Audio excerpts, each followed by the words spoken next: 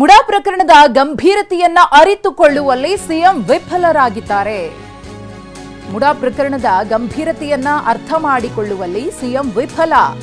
ಮುಡಾ ಪ್ರಕರಣ ನಿಭಾಯಿಸಿದ ರೀತಿಗೆ ಕಾಂಗ್ರೆಸ್ನಲ್ಲೇ ಇದೀಗ ಬೇಸರ ವ್ಯಕ್ತವಾಗ್ತಾ ಇದೆ. ಸಿಎಂ ಟೀಮ್ ಪ್ರಕರಣದ ಗಂಭೀರತೆಯನ್ನ ಅರ್ಥ ಮಾಡಿಕೊಳ್ಳೇ ಇಲ್ಲ ಅನ್ನೋ ಅಭಿಪ್ರಾಯ ವ್ಯಕ್ತವಾಗ್ತಾ ಇದೆ. ದೂರುದಾರರನ್ನ ಬಹಳ ಸದರವಾಗಿ ಅಂದ್ರೆ ಈಸಿಯಾಗಿ ತೆಗೆದುಕೊಳ್ಳಲಾಯಿತು. ದೂರುದಾರರ ಬಳಿ ದಾಖಲೆ ಸಂಗ್ರಹವಾಗ್ತಾ ಇದ್ರೂ ಕೂಡ ಗಮನಕ್ಕೆ ಬಂದಿಲ್ಲ. ಸಿಎಂ ಕಚೇರಿಗೆ ದಾಖಲೆ ಸಂಗ್ರಹದ ಬಗ್ಗೆ ಗಮನಕ್ಕೆ ಬರಲಿಲ್ಲ. ರಾಜ್ಯಪಾಲರಿಗೆ ದೂರು ನೀಡಿದಾಗಲೂ ಕೂಡ ಸಿಎಂ ಕಚೇರಿಗೆ ಅದು ಗೊತ್ತಾಗ್ಲೇ ಇಲ್ಲ. ಅದನ್ನ ಸೀರಿಯಸ್ ಆಗಿ ಅವರು ತಗೊಳ್ಳಿಲ್ಲ. ತಾಂತ್ರಿಕ ಸಮಿತಿ ವರದಿಯನ್ನ ಗಂಭೀರವಾಗಿ ಪರಿಗಣಿಸಲಿಲ್ಲ. ತಪ್ಪೆಸಗಿದ ಅಧಿಕಾರಿಗಳನ್ನ ಮುಂದುವರಿಸಲಾಯಿತು. ಅನಗತ್ಯವಾಗಿ ದೂರುದಾರರು ಯಾರ್ಯಾರಿದ್ದಾರೋ ಅವರೆಲ್ಲರನ್ನ ಕೂಡ ಎದುರು ಹಾಕಿಕೊಳ್ಳಲಾಯಿತು. ಮೈಸೂರಿನ ಸಿಎಂ ಆಪ್ತ ನಾಯಕರು ಎದುರು ಹಾಕೊಂಡ್ರು. ಕೋರ್ಟ್ನಲ್ಲೂ ವಾದ ಮಾಡಿದ ರೀತಿ ಸಮರ್ಪಕವಾಗಿ ಇರಲಿಲ್ಲ. ಅಭಿಷೇಕ್ ಮನು ಸಿಂಘ್ವಿ ವಾದದ ಬಗ್ಗೆಯೇ ಸಚಿವರು ಇಲ್ಲಿ ಅಸಮಾಧಾನವನ್ನು ವ್ಯಕ್ತಪಡಿಸಿದ್ದಾರೆ. ವಾದ ಇನ್ನಷ್ಟು ಸಮರ್ಥವಾಗಿ ಇರಬೇಕಿತ್ತು ಅಂತ ಹೇಳಿ ಅಭಿಪ್ರಾಯವನ್ನ ಪಟ್ಟಿದ್ದಾರೆ. ಬಿಜೆಪಿ ಮೊದಲ ಹಂತದ ಟಾರ್ಗೆಟ್ ಅನ್ನ ರೀಚ್ ಆಗ್ಬಿಟ್ಟಿದೆ. ಪ್ರಕರಣ ತುಂಬಾನೇ ಮುಂದಕ್ಕೆ ನಡೆದುಕೊಂಡು ಹೋಗ್ಬಿಟ್ಟಿದೆ ಅಂತ ಹೇಳಿ ಕಾಂಗ್ರೆಸ್ ಪಾಳೆಯದಲ್ಲೇ ಚರ್ಚೆಗಳು ಆರಂಭ ಆಗಿದೆ.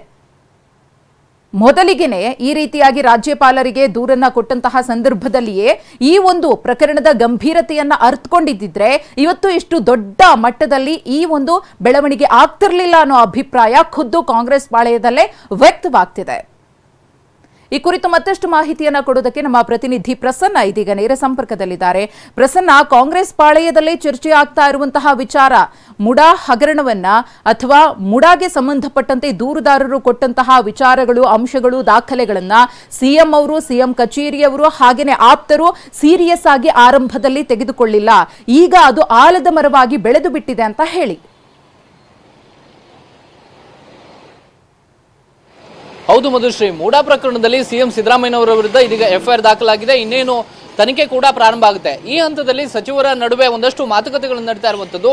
ಇಡೀ ಪ್ರಕರಣದ ಗಂಭೀರತೆಯನ್ನ ಅರ್ಥ ಮಾಡಿಕೊಳ್ಳುವಂತದ್ರಲ್ಲಿ ಸಿಎಂ ಸಿದ್ದರಾಮಯ್ಯನವರು ಮತ್ತು ಅವರ ಆಪ್ತರು ಹಾಗೂ ಕಾಂಗ್ರೆಸ್ ಎಲ್ಲೋ ಎಡವಿದೆ ಅನ್ನುವಂತಹ ರೀತಿಯ ಚರ್ಚೆಗಳನ್ನ ಪ್ರಾರಂಭ ಮಾಡಿದ್ದಾರೆ. ಇದಕ್ಕೆ ಸಂಬಂಧಪಟ್ಟ ಹಾಗೆ ಮೊದಲ ದೂರು ದಾಖಲಾಗಿದ್ದು 2023ರ ಡಿಸೆಂಬರ್ ತಿಂಗಳಲ್ಲಿ.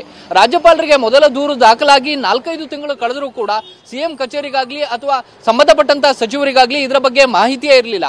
ಇನ್ನು ಫೆಬ್ರವರಿಯಲ್ಲೂ ಕೂಡ ಇದಕ್ಕೆ ಸಂಬಂಧಪಟ್ಟಂತಹ ದಾಖಲೆಗಳನ್ನ ದೂರುದಾರರು ನೇರವಾಗಿ ಮುಡಾ ಕಚೇರಿಯಿಂದಲೇ ಸಂಗ್ರಹ ಮಾಡ್ತಾ ಇದ್ರು. ಆ ಸಂದರ್ಭದಲ್ಲೂ ಕೂಡ ಈ ಪ್ರಕರಣಕ್ಕೆ ಸಂಬಂಧಪಟ್ಟ ಹಾಗೆ ಒಂದಷ್ಟು ಬೆಳವಣಿಗೆಗಳು ನಡೀತಾ ಇದಾವೆ ಅನ್ನುವಂಥದ್ದು ಸಿಎಂ ಸಿದ್ದರಾಮಯ್ಯನವರ ಆಪ್ತರ ಗಮನಕ್ಕೂ ಬರಲಿಲ್ಲ. ಅದನ್ನ ಸಂಪೂರ್ಣವಾಗಿ ಕಡೆಗಣಿಸಲಾಯಿತು. ಇನ್ನು ಇಡೀ ಪ್ರಕರಣದ ಮುನ್ನೆಲೆಗೆ ಬಂದಂತಹ ಸಂದರ್ಭದಲ್ಲೂ ಕೂಡ ಸ್ನೇಹಮಯಿ ಕೃಷ್ಣ ಮತ್ತು ಟಿಜೆ ಅಬ್ರಾಮ್ ಸೇರಿದಂತೆ ದೂರುದಾರರ ವಿರುದ್ಧ ವೈಯಕ್ತಿಕ ಟೀಕೆ ಟಿಪ್ಪಣಿಗಳನ್ನ ಕಾಂಗ್ರೆಸ್ ನಾಯಕರು ಮಾಡ್ತಾ ಕೂತ್ರೆ ಹೊರತಾಗಿ ಅದಕ್ಕೆ ಸಂಬಂಧಪಟ್ಟಂತಹ ದಾಖಲೆಗಳಲ್ಲಿ ಏನಿದಾವೆ ಅನ್ನುವಂತಹ ವಿಚಾರಕ್ಕೆ ತಲೆಯೇ ಹಾಕಲಿಲ್ಲ.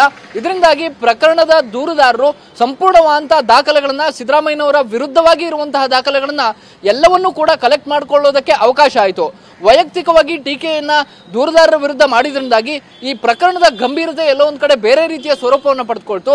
ಈ ರೀತಿಯ ಮಟ್ಟಕ್ಕೆ ಹೋಗಿ ನಿಲ್ಲಬಹುದು ಅನ್ನೋ ಬಗ್ಗೆ ಸಿಎಂ ಸಿದ್ದರಾಮಯ್ಯನವರ ಆಪ್ತರಾಗ್ಲಿ, ಅವರ ಕಚೇರಿಯ ಸಿಬ್ಬಂದಿಯಾಗ್ಲಿ ಯಾರೂ ಕೂಡ ಅರ್ಥವೇ ಮಾಡ್ಕೊಳ್ಳಿಲ್ಲ ಅನ್ನುವಂತಹ ಬೇಸರವನ್ನ ಇದೀಗ ಸಚಿವರು ವ್ಯಕ್ತಪಡಿಸ್ತಾ ಇದ್ದಾರೆ.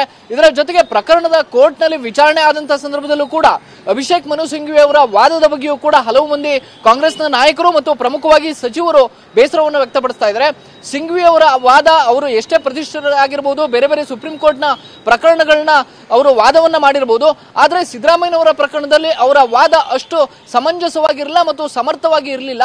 ಇನ್ನಷ್ಟು ಪ್ರಬಲವಾಗಿ ಅಭಿಷೇಕ್ ಮನು ಸಿಂಘ್ವಿ ಅವರು ವಾದವನ್ನ ಮಂಡಿಸಬೇಕಿತ್ತು.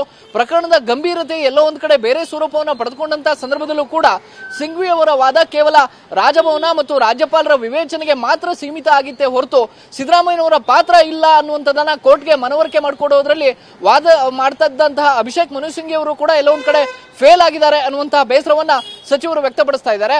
ಮತ್ತು ದೂರುದಾರರು ಈ ರೀತಿಯ ದಾಖಲೆಗಳನ್ನ ಸಂಗ್ರಹ ಮಾಡ್ತಾ ಇದ್ದಂತಹ ಸಂದರ್ಭದಲ್ಲೂ ಕೂಡ ಸಿದ್ದರಾಮಯ್ಯನವರಿಗೆ ವ್ಯತಿರಿಕ್ತವಾದಂತಹ ದಾಖಲೆಗಳು ಎಲ್ಲಿದಾವೆ ಅನ್ನುವಂಥದ್ದು ಇಡೀ ಇಲಾಖೆಯ ಸಚಿವರಿಗೆ ಗೊತ್ತಿರಲಿಲ್ಲ, ಇಲಾಖೆಯ ಅಧಿಕಾರಿಗಳಿಗೂ ಕೂಡ ಗೊತ್ತಿರಲಿಲ್ಲ. ತಾಂತ್ರಿಕ ಸಲಹಾ ಸಮಿತಿ ಇಲ್ಲಿ ಲೋಪದೋಷಗಳಾಗಿದ್ದಾವೆ ಅನ್ನುವಂತಹ ವರದಿಯನ್ನ ಕೊಟ್ಟಂತಹ ಸಂದರ್ಭದಲ್ಲೂ ಕೂಡ ಸರ್ಕಾರ ಅದನ್ನು ಗಂಭೀರವಾಗಿ ಪರಿಗಣಿಸಲಿಲ್ಲ. ಅಧಿಕಾರಿಗಳನ್ನ ಎತ್ತಂಗಡಿ ಮಾಡುವಂತ ಕೆಲಸವನ್ನ ಮಾಡಲಿಲ್ಲ ಅಥವಾ ಅಧಿಕಾರಿಗಳ ವಿರುದ್ಧ ಶಿಸ್ತು ಕ್ರಮವನ್ನು ಕೂಡ ಜರುಗಿಸದೆ ಇಡೀ ಮುಡಾ ಪ್ರಕರಣವನ್ನ ನೆಗ್ಲೆಕ್ಟ್ ಮಾಡಿ ಮಾಡಿದೆ, ಇಷ್ಟೆಲ್ಲ ದೊಡ್ಡದಾಗಿ ಬೆಳೆಯೋದಕ್ಕೆ ಕಾರಣ ಆಗಿದೆ. ಹೀಗಾಗಿ ಬಿಜೆಪಿಯ ಟಾರ್ಗೆಟ್ ಇದ್ದಂಥದ್ದು ಸಿದ್ದರಾಮಯ್ಯನವರನ್ನ FIR ಮಾಡಬೇಕು ಅನ್ನುವಂಥದ್ದು. ಆ ಟಾರ್ಗೆಟ್ ಅಲ್ಲಿ ಒಂದ್ ಕಡೆ ಬಿಜೆಪಿ ಅಚೀವ್ಮೆಂಟ್ ಆಗಿದೆ. ಈ ಕಾರಣಕ್ಕೋಸ್ಕರ ಬಿಜೆಪಿಯ ಆಳವನ್ನ ಅರ್ಥ ಮಾಡ್ಕೊಳ್ಳೋದ್ರಲ್ಲಿ ಫೇಲ್ ಆಗಿದ್ದಾರೆ ಎನ್ನುವಂತ ಬೇಸರವನ್ನ ಸಚಿವರು ವ್ಯಕ್ತಪಡಿಸ್ತಾ ಇದ್ದಾರೆ. ಧನ್ಯವಾದ ಪ್ರಸನ್ನ ತಮ್ಮ ಮಾಹಿತಿಗಾಗಿ.